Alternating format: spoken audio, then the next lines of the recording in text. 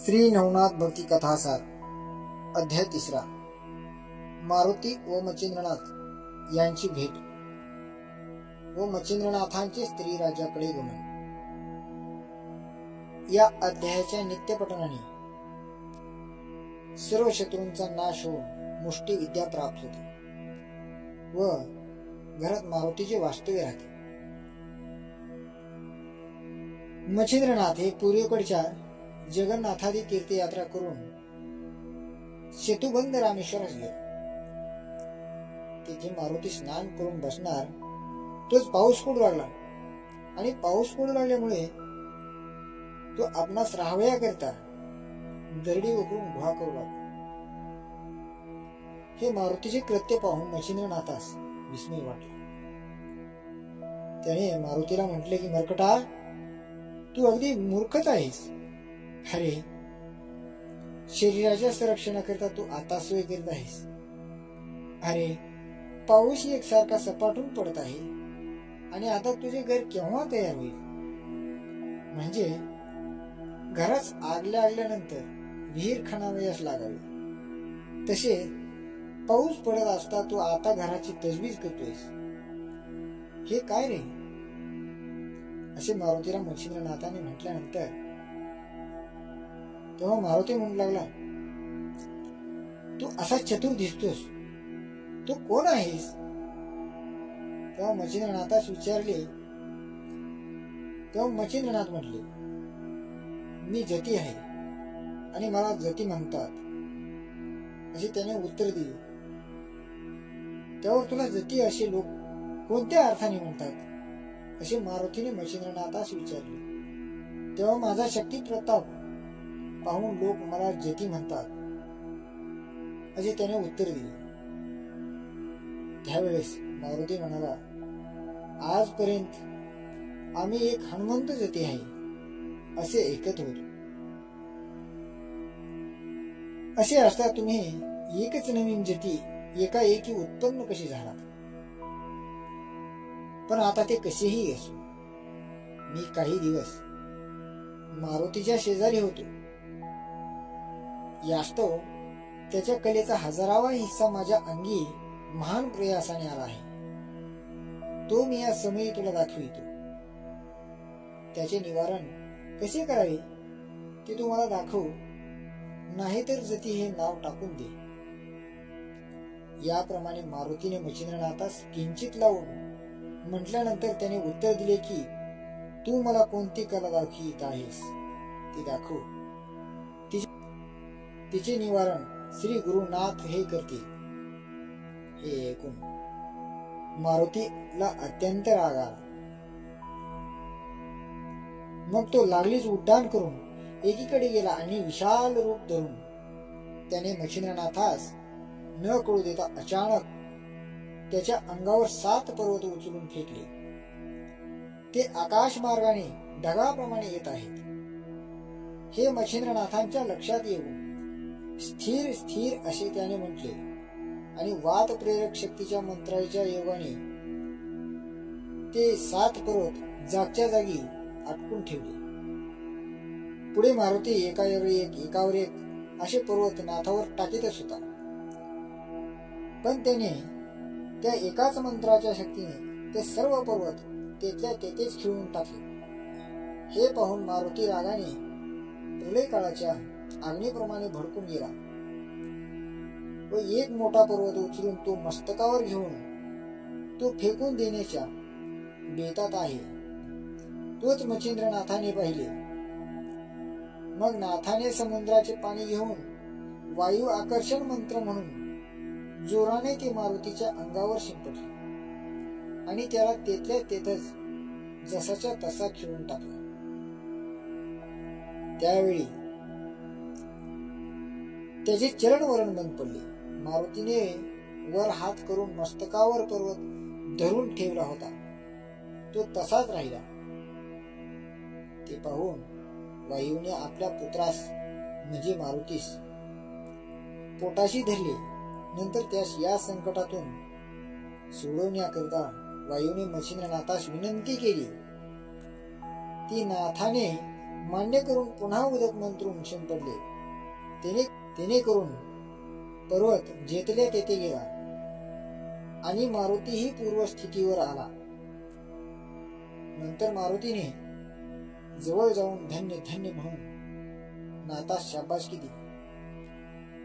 इतक्यात वायूने मारुतीला म्हटले की बाबा मारुती, तुझी या सिद्धापुढे काही चालावयाचे नाही. याने तुला व मला बांधून टाकून अगदी दुर्बल करून टाकले आहे.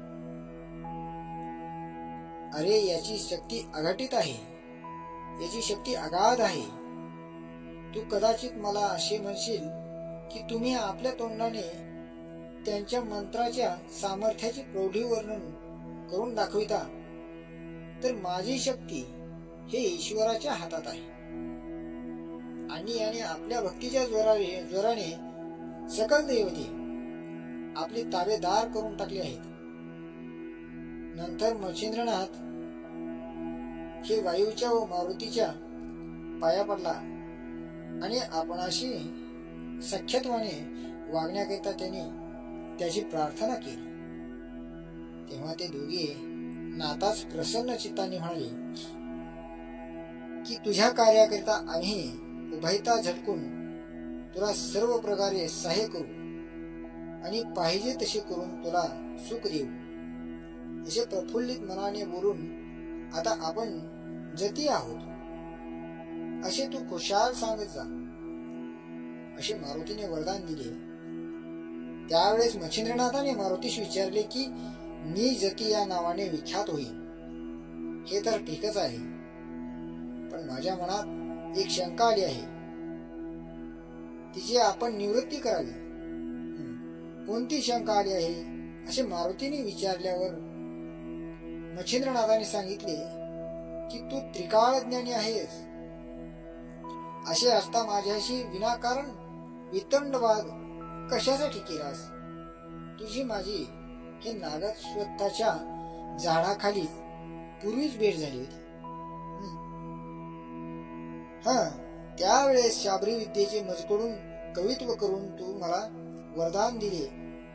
त्यावेळेस शाबरी विद्येचे मजकडून कवित्व करून तू मला वरदान दिले आहेस. असे असता हा बखेडा का उत्पन्न केलास? हे ऐकून मारुतीने मच्छिंद्रनाथांचे असे समाधान केले की जेव्हा तू समुद्र स्नान करीत होतास त्यावेळेस मी तुला ओळखल्यावरूनच तुझ्या जवळ आलो आणि तू कवी नारायणाचा अवतार आहेस आणि मच्छीच्या पोटात जन्म घेतलास हे पक्के ठाऊक होते. परंतु माझ्या मनात अशी कल्पना आली की नागाश्वत्थाच्या वृक्षाखाली देवांनी जे अभिवचन तुला दिले त्या वरप्रदानाचे सामर्थ्य कितपत आहे हे आपण एकदा पाहावे. शिवाय यापुढे तुला आणखी पुष्कळ प्रसंगामधून पार पडायचे आहे. म्हणून तू हिम्मत करून पुढे कितपत टिकाव धरशील ह्याचाही अजमास मला अशा रीतीने पाहता आला. असो. नंतर मारुती म्हणाला, तू आता येथून स्त्री राज्यात जा आणि तेथे कुशाल ऐश आराम कर. तुझी भेट झाली हे एक फारच चांगली झाली. तुझ्या हातून माझ्या मस्तकावरचा भार उतरला जाईल. मग असे कोणते ओझे तुझ्यावर पडले आहे? म्हणून मच्छिंद्रनाथाने विचारल्यानंतर मारुतीने मुळारंभापासून सर्व कच्चा मजकूर त्यास सांगितला. मारुती म्हणाला, योगेश्वरा, लंकेच्या रावणास जीवे मारून रामचंद्र हे सीतेस घेऊन अयोध्येस येत असतात. तिच्या मनात आले की मारुती निसंशय रामाचा पक्का दास आहे. यास्तव आपल्या हातून त्याचे होईल तितके कल्याण करावे, म्हणजे ह्याचे लग्न करून देऊन संपत्ती संतती सर्व अनुकूल करून देऊ. असे सर्व सुख संपन्न करावे आणि स्त्री वाचून संसारात सुख नाही तर ती करून देऊन याचकडून सर्व संसार करवावा, परंतु हा ब्रह्मचारी असल्याने माझे भाषण मान्य करील की नाही असा संशय तिच्या मनात आला. मग तिने मला गृहस्थाश्रमी करण्यासाठी व मला वचनात अडकावून टाकण्यासाठी आपल्या जवळ बोलाविले आणि ममतेने माझ्या तोंडावर फिरविला. नंतर सीता माता मला म्हणाली, बा मारुती, तू तिन्ही लोकांमध्ये धन्य आहेस. माझे एक तुझ्याजवळ मागणे आहे, ते तू देशील तर फार उत्तम होईल. मी सांगेन ते माझे वचन तू सहसा ना कबूल करणार नाहीस. अशा प्रकारचे सीतेचे भाषण ऐकून मला संतोष वाटला.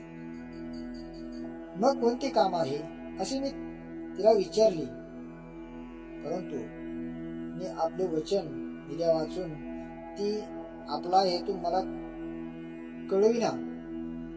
असे पाहून मी तिला वचन देऊन तिची आज्ञा मान्य करण्याचे मनापासून कबूल केले. तेव्हा मी लग्न करून गृहस्थाश्रम पत्करावा आणि संसार करून सुख भोगावे असा भाव दाखवून तसे करण्याविषयी तिने मला भारी भीड घातली. तेव्हा मी महत् संकटात पडलो व खिन्न वदन होऊन उगीच बसून राहिलो. तेव्हा तिने रागाने मजगडे पाहिले व मला सांगितले की तू अगदी दिलगीर होऊ नको.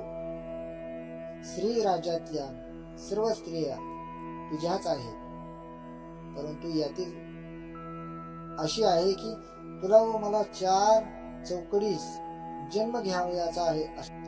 तूही 99वा मारुती आहेस व त्याप्रमाणे लंकाधीशही 99वा आहे.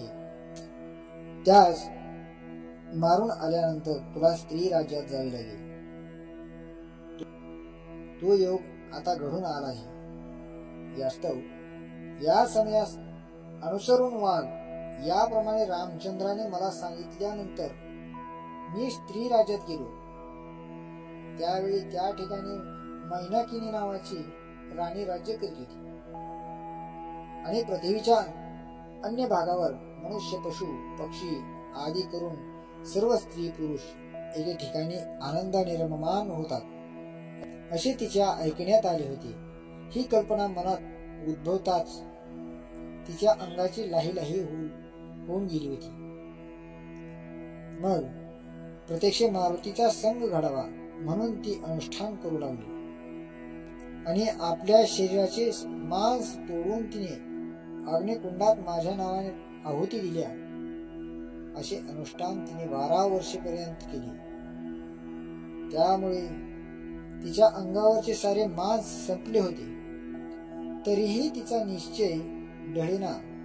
असे पाहून मी तिला प्रसन्न झालो आणि त्यावेळी ती माझ्या पाया पडून मनोरथ पूर्ण करण्याकरिता विनंती करू लागली. तेव्हा तुझा कोणता हेतू आहे म्हणून मी तिला विचारले. तेव्हा ती मला म्हणाली की मारुती, तुझ्या भोगकारापासून येथील सर्व स्त्रिया गर्भिणी राहतात. यास्तव तू येथील स्त्रियांचा प्राणनाथ ठरतोस, जेणेकरून सर्वांना सुख होते. परंतु माझ्या मनात तुझ्याशी प्रत्येक मैथून करावे अशी आहे. ही माझी इच्छा तू पूर्ण कर. मैथुनाची पद्धत तिन्ही लोकात चालत असता स्वप्नात सुद्धा नसावा अशी आमच्या कर्माची स्थिती आहे. तर तू ते सुख आम्हास प्रत्यक्ष दे असा तिने आपला अभिप्राय मला सांगितला. नंतर मी तिला सांगितले की ब्रह्मचार्य व्रत मी कडक पाळतो. असा माझा डंका सर्वत्र गाजत आहे. यास्तव ही गोष्ट माझ्याकडून घडावयाची नाही. आता तुझे मनोरथ पूर्ण करण्याकरिता मच्छिंद्रनाथ येथे येईल.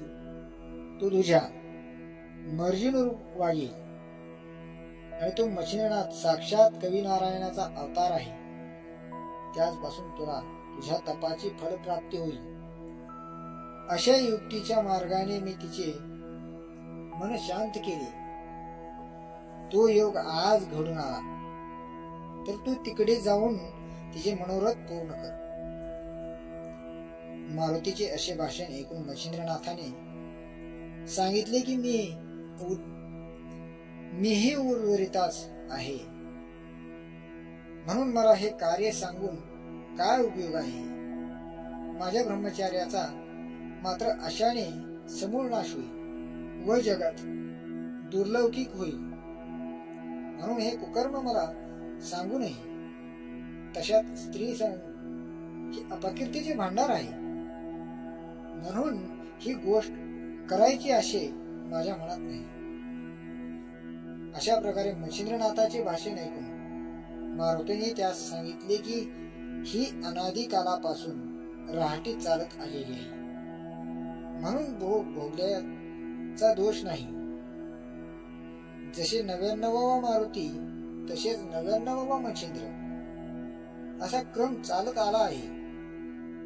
अरे, तुझ्या पोटी मीननाथ म्हणून पुत्र होईल, त्याची सूर्यासारखी कीर्ती प्रगट होईल, असे मारुतीने त्यास सांगून त्याचे मन वळवून घेतले. मग मारुतीच्या म्हणण्यानुसार मान देऊन मच्छिंद्रनाथास स्त्री राज्यात जाण्यास असे मारुतीने त्यास सांगून त्याचे मन वळवून घेतले. मग मारुतीच्या म्हणण्यास मान देऊन मच्छिंद्रनाथ हे स्त्री राज्यात जाण्यास कबूल झाला व एकमेकास नमस्कार करून ते दोघे जण मार्गस्थ झाले. येथेच 3रा अध्याय समाप्त होत आहे.